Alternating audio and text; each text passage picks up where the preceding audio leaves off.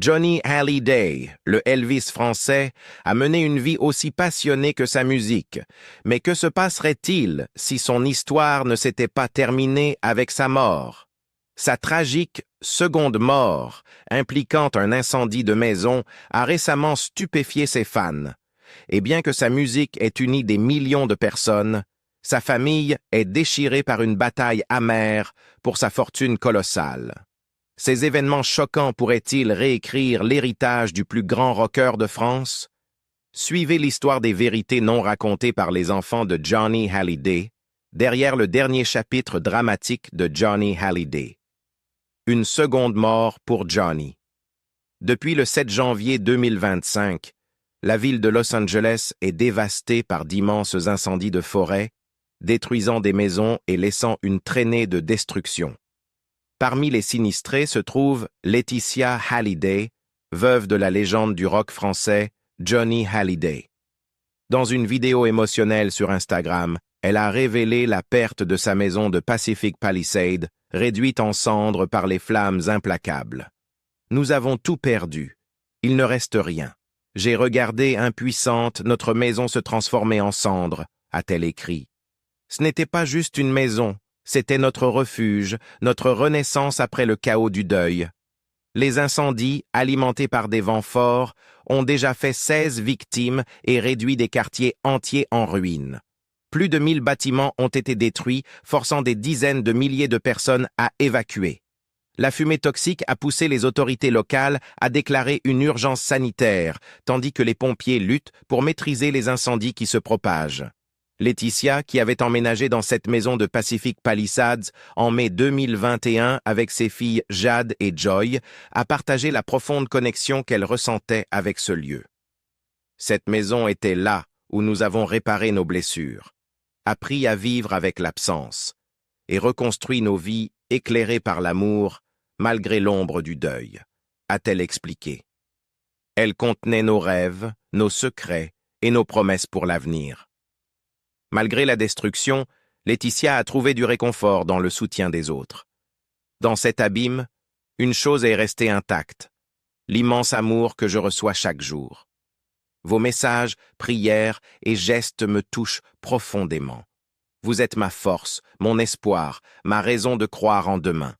Merci du fond du cœur, a-t-elle écrit. La maison, décrite par les journalistes comme une magnifique villa de 3 étages avec un jardin et une petite piscine, avait une valeur sentimentale profonde.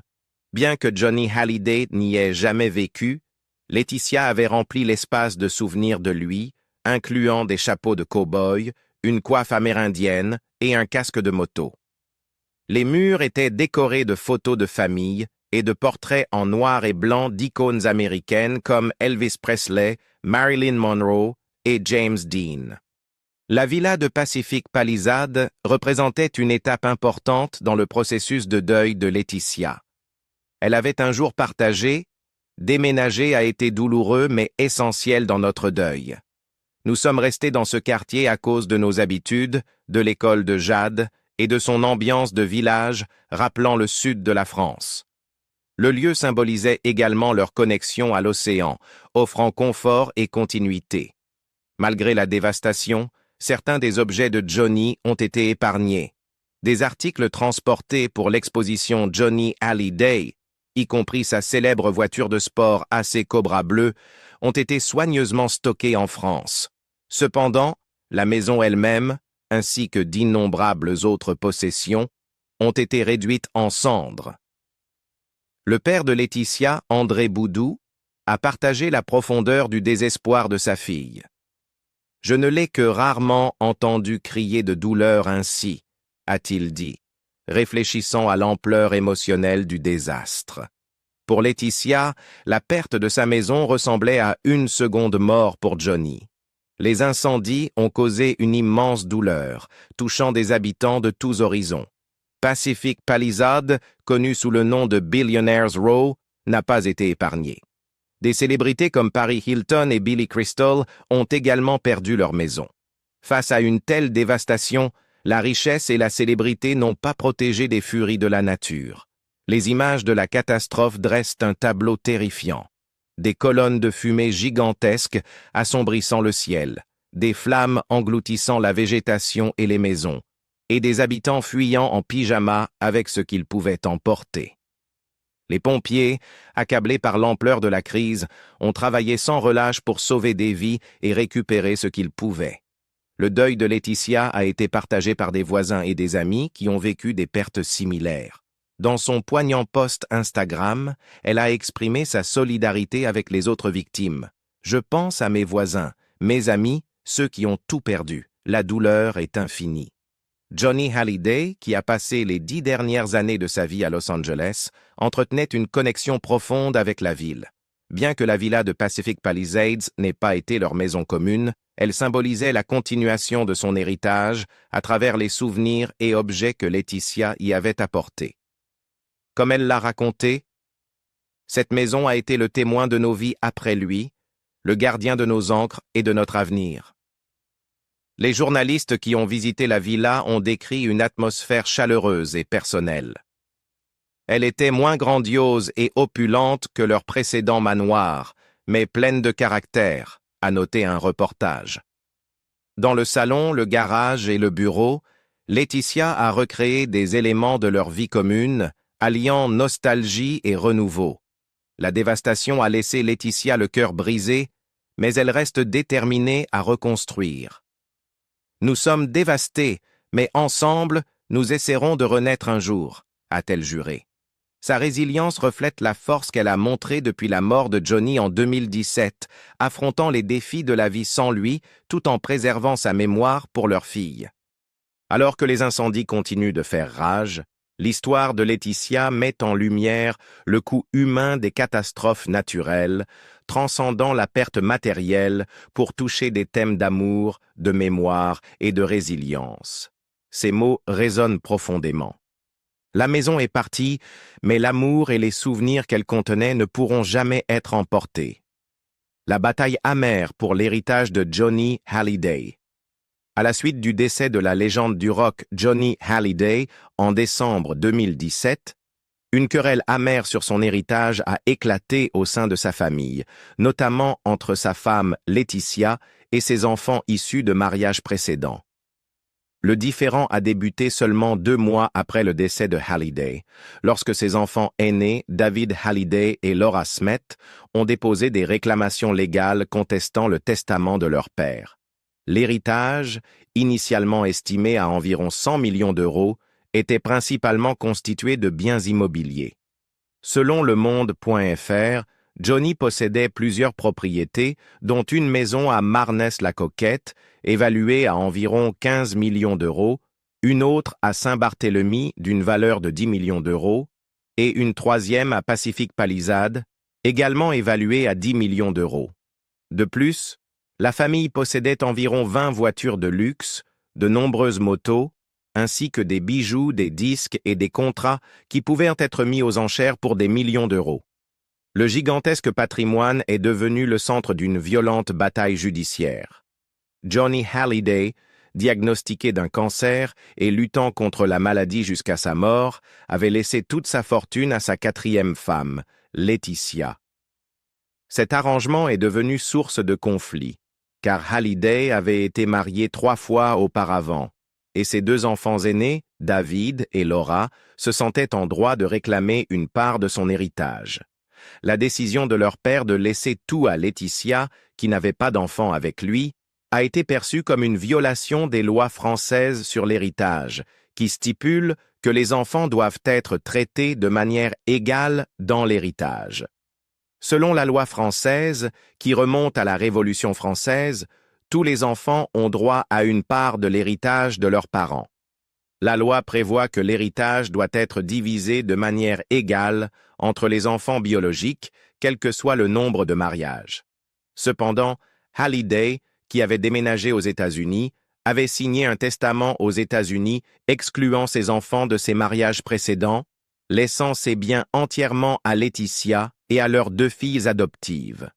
David et Laura ont contesté ce testament, arguant qu'il n'était pas conforme à la loi française.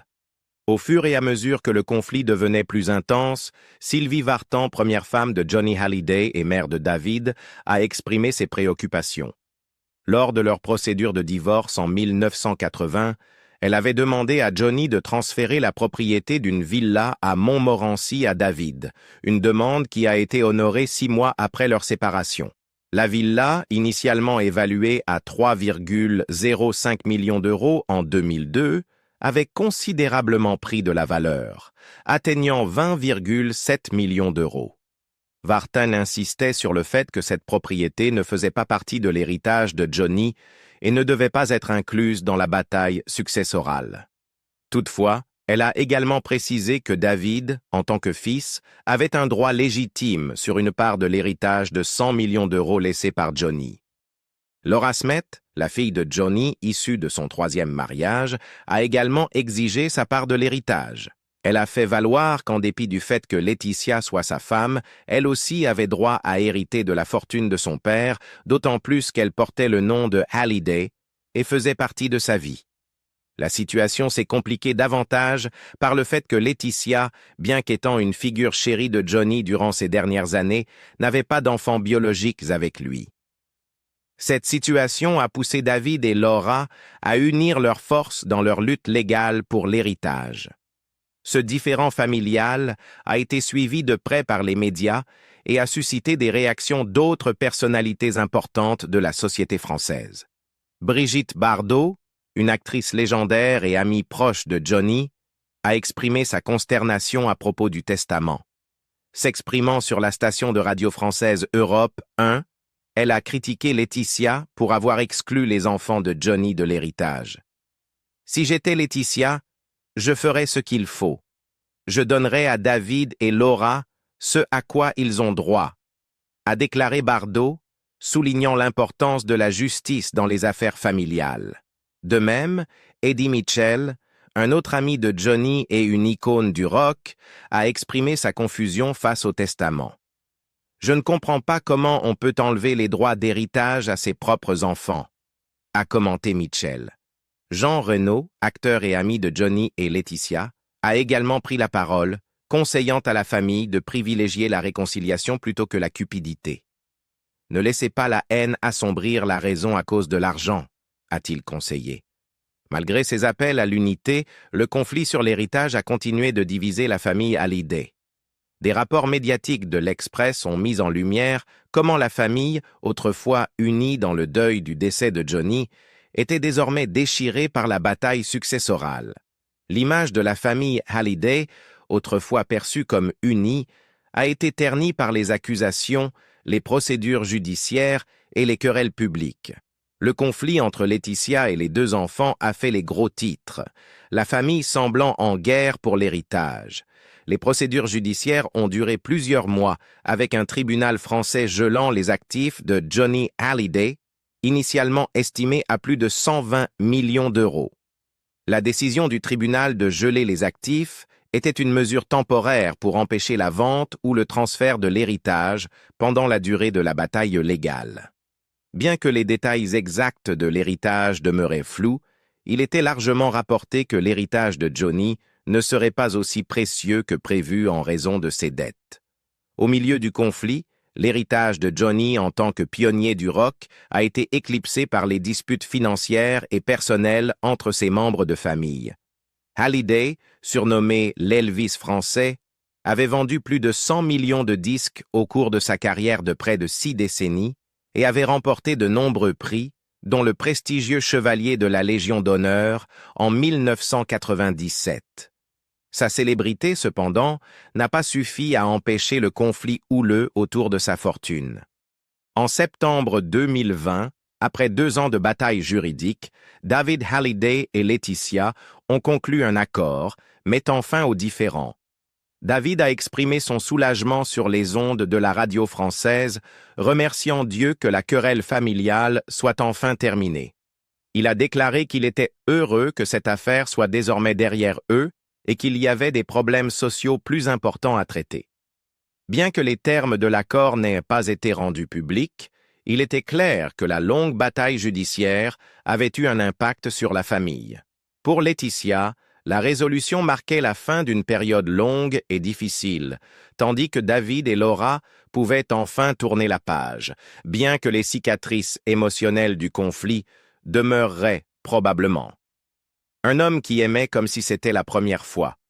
Johnny Hallyday a vécu une vie remplie de passions amoureuses, de mariages et de chagrins d'amour.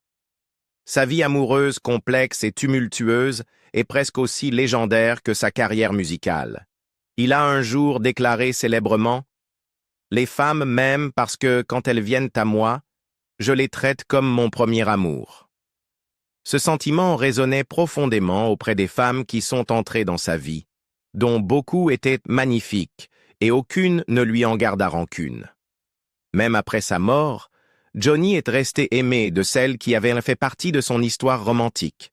La vie amoureuse de Johnny était aussi débridée que sa personnalité de rocker, avec 5 mariages, certains plus longs que d'autres, et de nombreuses relations très médiatisées.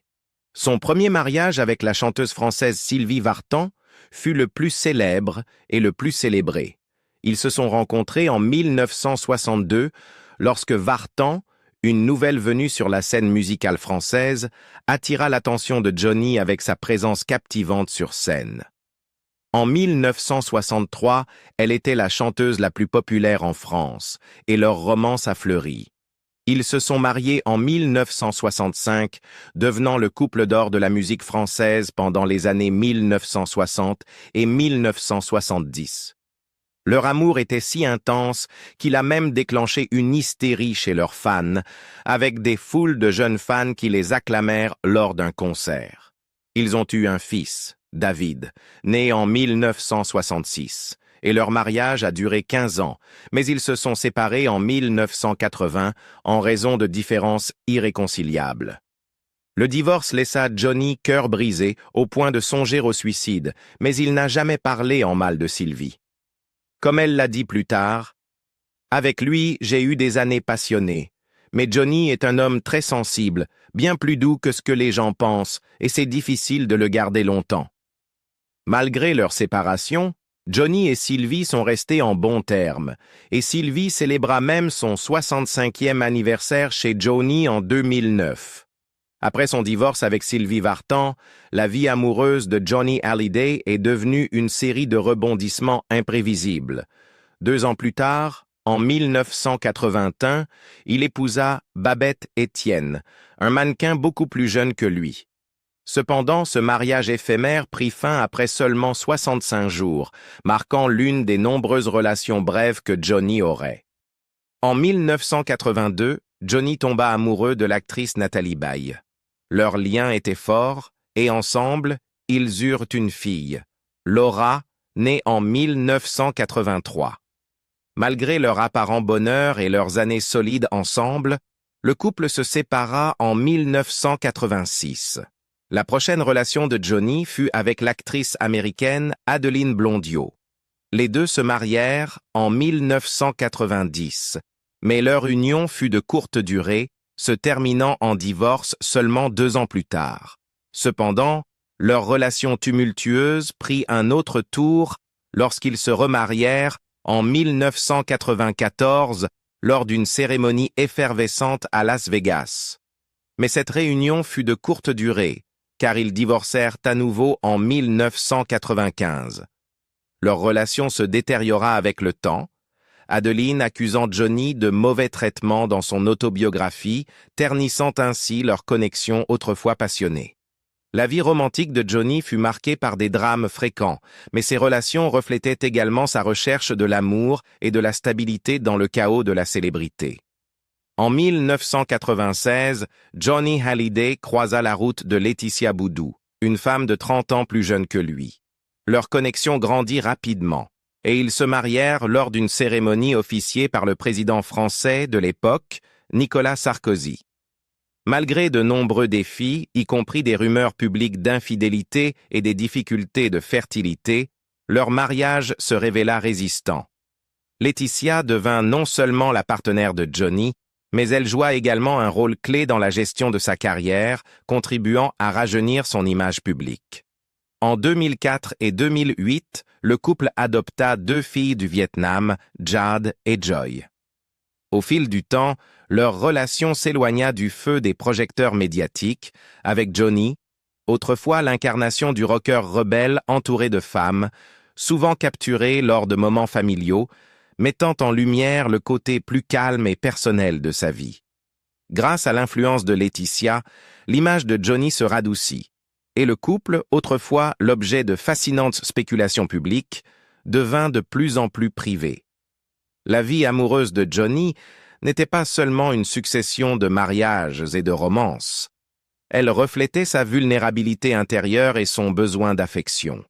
Malgré sa célébrité et sa fortune, Johnny semblait avoir des difficultés à établir des connexions personnelles, et ses relations se terminaient souvent dans le tumulte.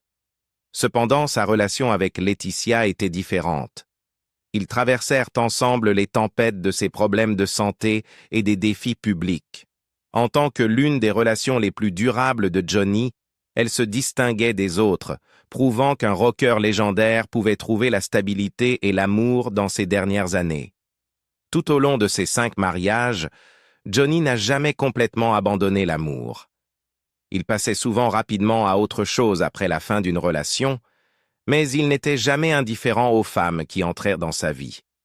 Ses partenaires romantiques parlaient toutes de sa nature sensible et de sa capacité à les faire se sentir aimés, même si la relation ne durait pas. Dans ces dernières années, Johnny exprima de profonds regrets pour certaines de ses anciennes relations et se réconcilia avec beaucoup des femmes qu'il avait côtoyées.